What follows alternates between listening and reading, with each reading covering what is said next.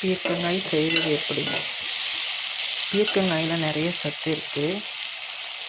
Wait லாஸ்க்கு, உடல் குறைப்புக்கு உதவுது. செரிமானத்தை நல்லா இதய நோய் வராமல் தடுக்கிறதுக்கு பீர்க்கங்காய் நிறையா உதவுது.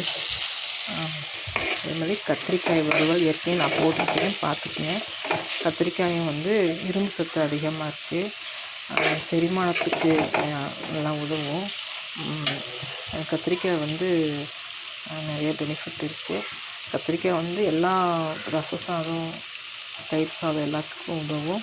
கத்திரிக்காயும் செஞ்சு பாருங்கள். சாம்பாருக்கு மிளகாத்தூள் போட்டோம்னா கொஞ்சம் டேஸ்ட்டாக இருக்கும். ஒரு தக்காளி போடுங்க. பச்சை கத்திரிக்காய் வாங்கி யூஸ் பண்ணுங்கள், நல்லாயிருக்கும். அதே மாதிரி பீர்க்கங்காய் வறுவலும் நல்லா பொடி பொடியாக அரிஞ்சிட்டு பச்சை மிளகாய் வெங்காயம் போட்டு வறுத்துட்டு கடைசியில் கொஞ்சம் மிளகாத்தூள் போட்டு ஃப்ரை பண்ணிக்கோங்க. இன்றைக்கி நம்ம வீட்டில் இதான் சமையல். Okay, thank you.